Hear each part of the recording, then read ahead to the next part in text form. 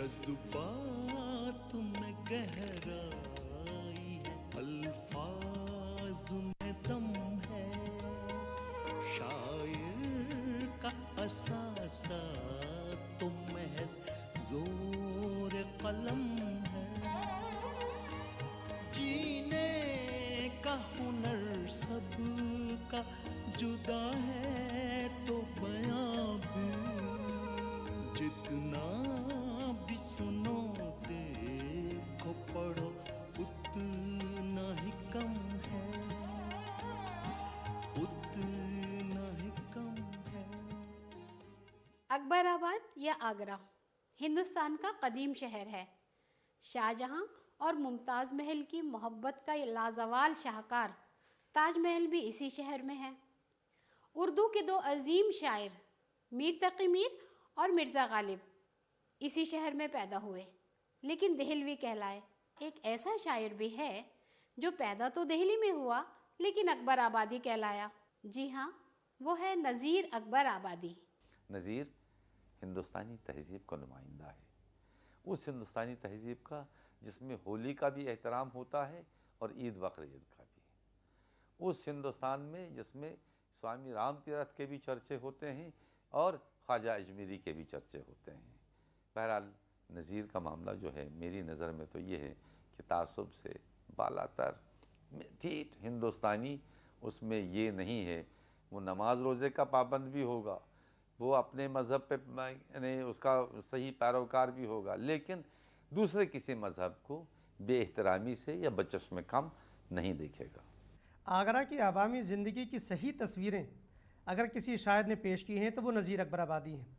चाहे वो पुराने ज़माने के मेले ठेले हों, चाहे अवामी रहन सहन हो, हर चीज़ की सच्ची तस्वीरें नज़ीर अकबर आबादी ने पेश की हैं। नज़ीर अकबर आबादी उर्दू शेर व अदब में अपनी नज़ीर आप हैं। उनका पूरा नाम वली मोहम्मद और तखल्लुस नज़ीर था। नज़ीर 1740 में दिल्ली में पैदा हुए। अभी वो छोटे ही थे कि उनके वालिद का इंतकाल हो गया। नज़ीर की वालिदा बेसहारा होकर आगरा अपनी माँ के घर चली आईं। नज़ीर की परवरिश, उनकी तालीम व तरबियत सब आगरा में ही हुई और अपनी बाकी ज़िंदगी नज़ीर ने इसी दयार में बसर की।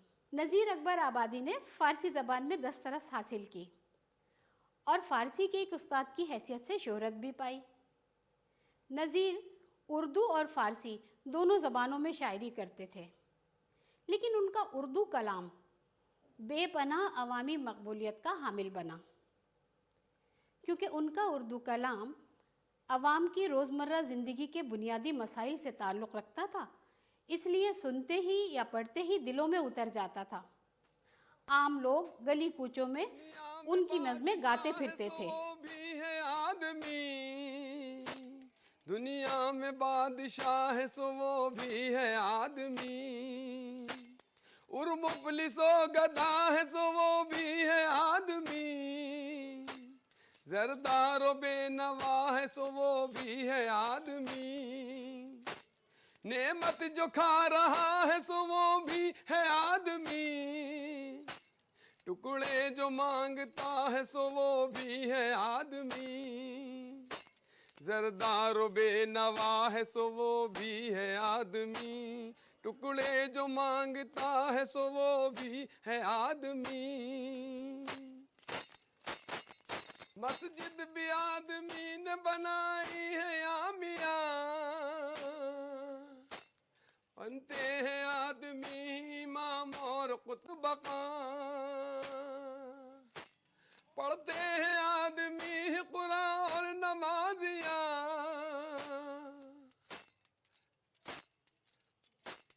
और आदमी ही उनकी चुराते हैं जूतियाँ, और आदमी ही उनकी चुराते हैं जूतियाँ, और उनको ताड़ता है सो वो भी है आदमी, दुनिया में बादशाह है सो वो भी है आदमी। नज़ीर ही वो शायर है जिसको हम अवाम का शायर कह सकते हैं और जिनकी शायरी हमको अवाम के नज़दीक ले जाती है और क्लासिकियत से उसको मुख्तलिफ करार देती है।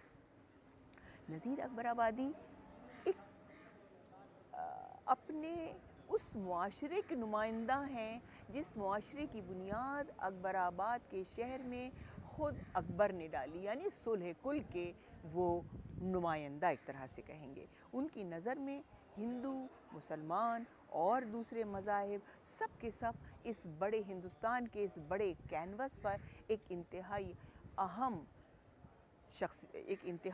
हैसियत रखते हैं। चुनाचे उनकी नज़र इन तमाम लोगों के ऊपर है, उनकी तमाम रस्म व रवाज के ऊपर है, उनके तमाम त्योहारों के ऊपर है। नज़ीर अकबर आबादी ने अपनी शायरी में हिंदुस्तानी अवामी ज़िंदगी के हर रंग को हकीकी तौर पर पेश किया है और यही उनकी कामयाबी है। मशहूर ड्रामा डायरेक्टर हबीब तनवीर ने नज़ीर अकबर आबादी की नज़मों को बुनियाद बनाकर एक बहुत खूबसूरत ड्रामा आगरा बाज़ार लिखा था। इस ड्रामे में काम करने वाले एक अदाकार के तासुरात मुलाहिज़ा कीजिए। ग्रेजुएशन के दौरान जामिया मिल्लिया में मैं ड्रामा स्टेज कर रहा था, दरवाज़े खोल दो। उसके चीफ गेस्ट हबीब तनवीर साहब थे, एक अजीम फ़नकार। उन्होंने जब मुझे स्टेज पर देखा तो बाद में मुझे बुलाया और कहा कि क्या तुम आगरा बाज़ार में काम करोगे मेरे साथ। मेरे लिए इससे ज़्यादा इफ्तिखार की बाइस क्या हो सकता था कि मैंने उनसे फ़ौरन हाँ कर ली और उन्होंने मुझे आगरा बाज़ार में शामिल कर लिया। आगरा बाज़ार में शामिल होने के बाद जो नज़में उनकी मेरे सामने आईं, तब मुझे एहसास हुआ कि नज़ीर किस पाए के शायर हैं। भरतपुर के राजा साहब ने हमें आपके पास भेजा है। भरतपुर के राजा साहब ने? लेकिन मैं तो फ़कीर आदमी हूँ। भरतपुर के राजा से मेरा क्या ताल्लुक़? हैरानी की कोई बात नहीं। आपकी शायरी की शोहरत राजा साहब तक पहुँच चुकी है, इसलिए राजा साहब ने हमें आपके पास भेजा है। भरतपुर के राजा साहब आपको अपने दरबार से वाबस्ता करना चाहते हैं। ये फरमान और ये नुकरई सिक्कों की थैली भी आपके लिए भेजी है, आपके खर्च के लिए। जी जी जी जी। अच्छा, अब हम चलते हैं, आप अपनी तैयारी कर लें। सुबह सवेरे आपको भरतपुर हमारे साथ चलना है। हम माई जी की सराय में ठहरे हुए हैं, हमारे साथ 3-4 सिपाही और भी हैं। आप कल अलग सुबह सफ़र के लिए तैयार रहें जी। मुँह अंधेरे हमें सफ़र पर निकलना होगा। ज़रूर।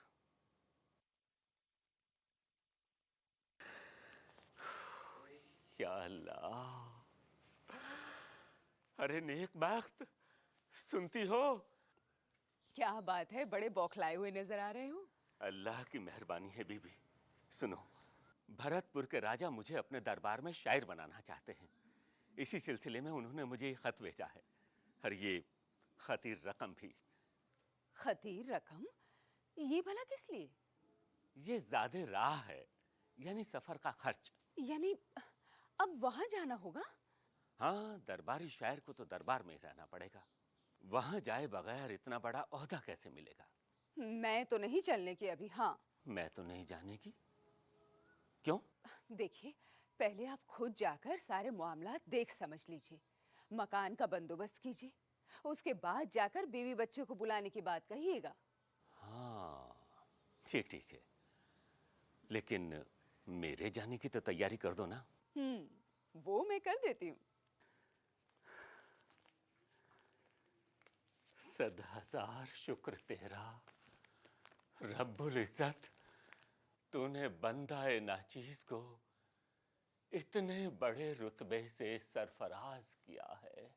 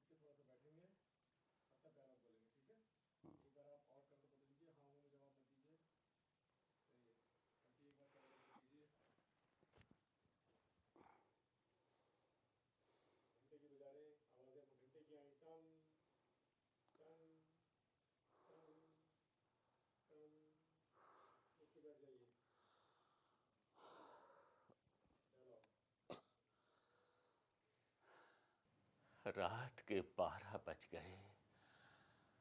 आज मुझे नींद क्यों नहीं आ रही?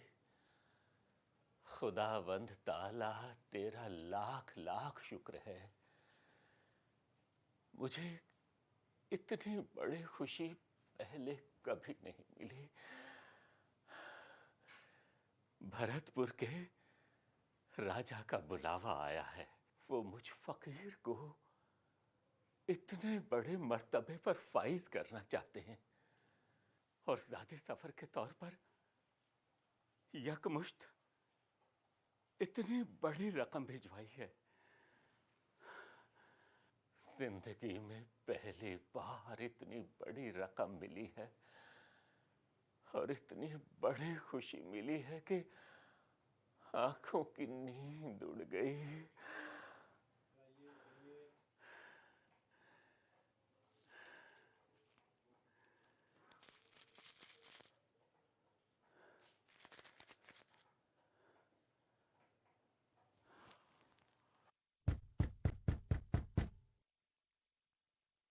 कौन है?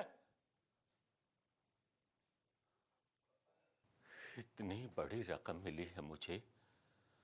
आगरा में चोर उचक्कों की कमी नहीं है। अगर किसी को भनक लग गई तो? अरे भाई, कौन है इतनी रात को?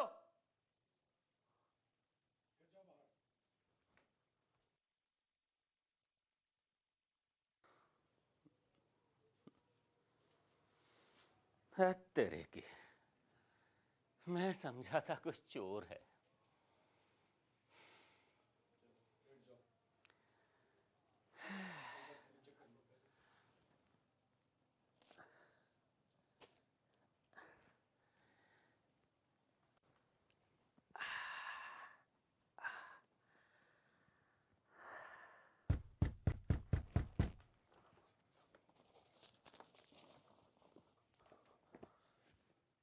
अरे भाई, कौन है? क्यों परेशान कर रहे हो इतनी रात को?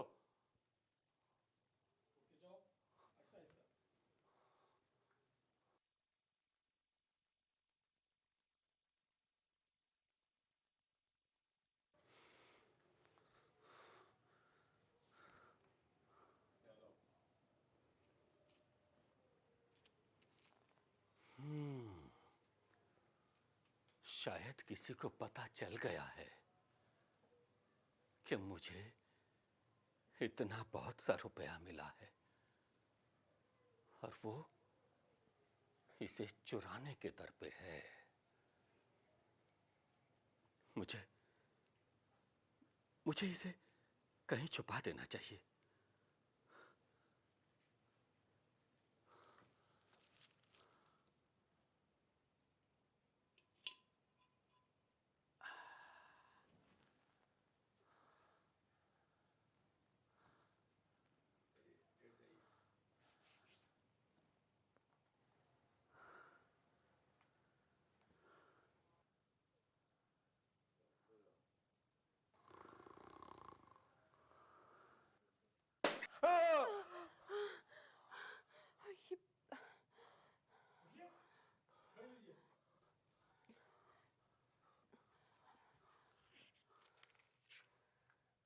क्या हुआ?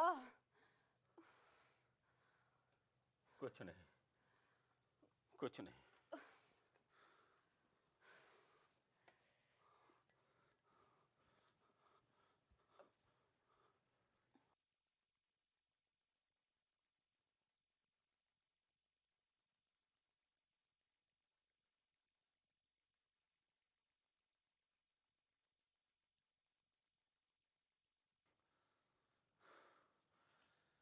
या खुदा, बाहर से तो कोई नहीं आया, फिर ये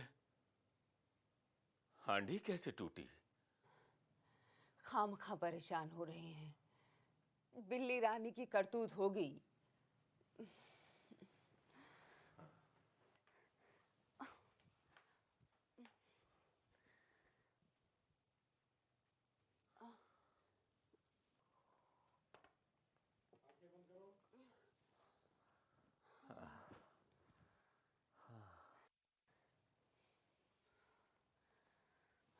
ये लीजिए।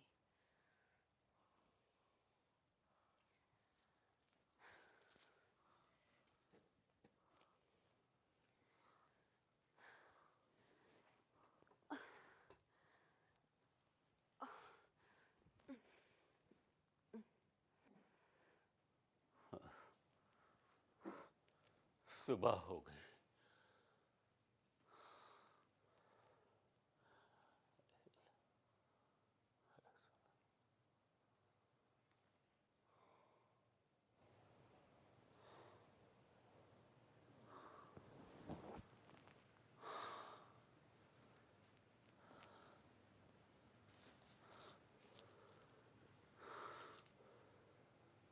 फजर की नमाज का वक्त हो रहा है।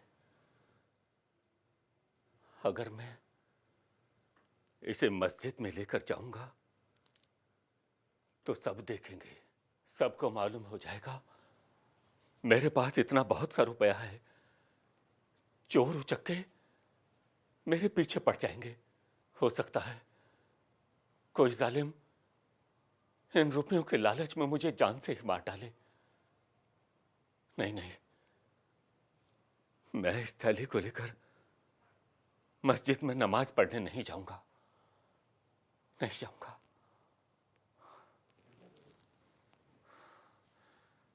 फिर क्या करूं?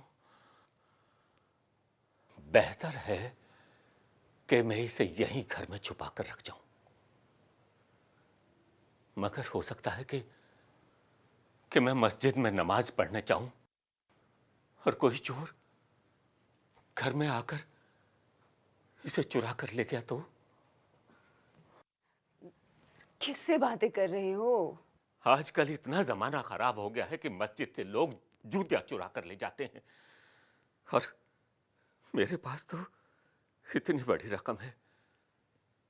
मस्जिद में लेकर जाऊं तो वहां भी खतरा है, यहां घर में रख के जाऊं तो यहां भी खतरा है। करूं तो क्या करूं?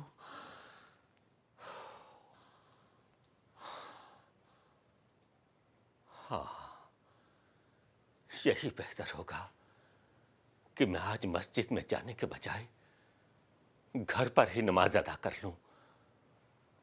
घर में अंदर से कुंडी लगी हुई है, इसलिए कोई नहीं आएगा।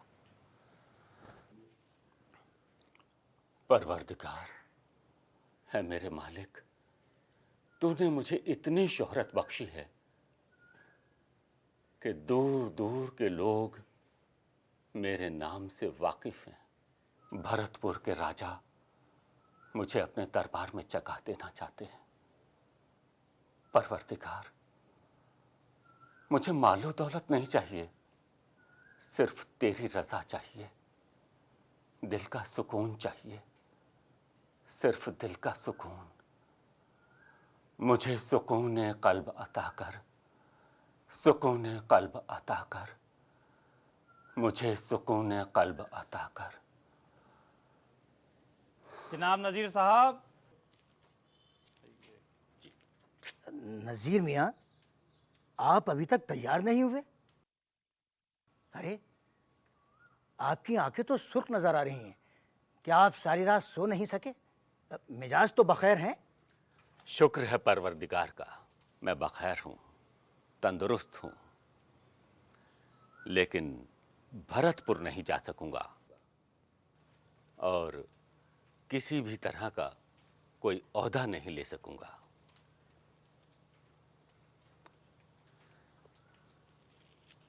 ये रुपए राजा साहब को दे देना और उनसे कहना, नज़ीर फ़कीर आदमी है, मस्त हाल है, आगरे की रोटी चटनी बोरिया और चटाई पर काने और खुश है। मैं यहीं आगरा में रहकर शेर व अदब की खिदमत करता रहा हूँ और करता रहूँगा। भरतपुर के महाराजा के लिए भी दुआएं करता रहूँगा। दरअसल मैं आगरे की ही खाक में रहना और यहीं की मिट्टी में दफन होना चाहता हूँ। अजी, ये क्या किया आपने? घर आई हुई दौलत को लौटा दिया।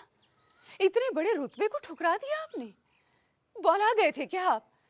कुछ तो सोचा समझा होता। मैंने सोच समझ कर ही ये फैसला लिया है, और बिल्कुल सोच समझ कर लिया है। बेबी सुनो, कल रात में एक अजीब लेकिन जबरदस्त तजर्बे से गुजरा हूं। इस एक रात का तजर्बा इतना बड़ा तजर्बा है जो पूरी उम्र गुजार देने के बावजूद हर किसी को हासिल नहीं होता। आखिर ऐसा कौन सा तजुर्बा मिल गया रात भर में तुम्हें? ये तजर्बा हुआ है कि आदमी के पास उसकी जरूरत से ज्यादा पैसा आ जाता है तो उसका सुकून और चैन चला जाता है, और जब आदमी को पैसे से मोहब्बत हो जाती है तो उसकी रूह बेचैनी का शिकार हो जाती है। शायरी की तो तुम कदर करते नहीं हो, मगर इसमें जो तजर्बा और नुक्ता पेश किया है उसे समझने की कोशिश करो। सुनो, पैसे से जो उल्फत तुझे हो जाएगी बाबा, दुख इसमें तेरी रूह बहुत पाएगी बाबा। नज़ीर अकबर आबादी श्री कृष्ण जी के बहुत बड़े मद्दाह थे। उन्होंने श्री कृष्ण पर बहुत सी नज़में लिखी हैं जो उनके कृष्ण प्रेम की मजहर हैं। इसी सिलसिले में उनकी एक नज़्म दसम कथा खासी अहमियत रखती है। हिंदुस्तान की तमाम ज़बानों में कृष्ण प्रेम की एक लंबी परंपरा चली आ रही है, और यही परंपरा मुसलमान कवियों में भी रही है।